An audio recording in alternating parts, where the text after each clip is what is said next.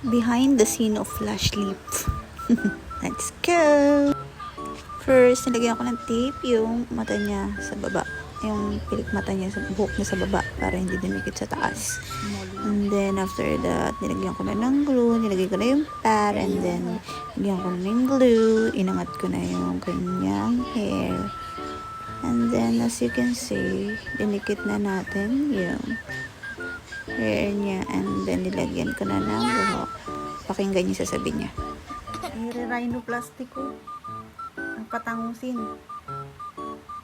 Para ano, pagising mo, pak, ganun ka na. Ay.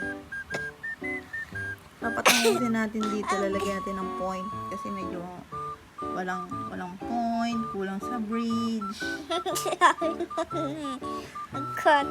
Tapos, i-brace na rin kita mamaya, ha? Wala pa nga akong ngipin. Gusto mo magpailong? Ayaw. Ilongan kita.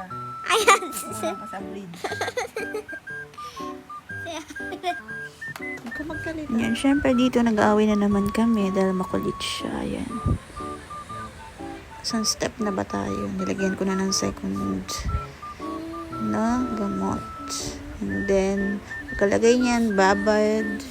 15 minutes, babad, tanggal. After that, syempre, lilinisan na natin. Okay na yung gamot, linisan na natin. And this is it. This is the final look. How pretty. Ganda mo na si mommy.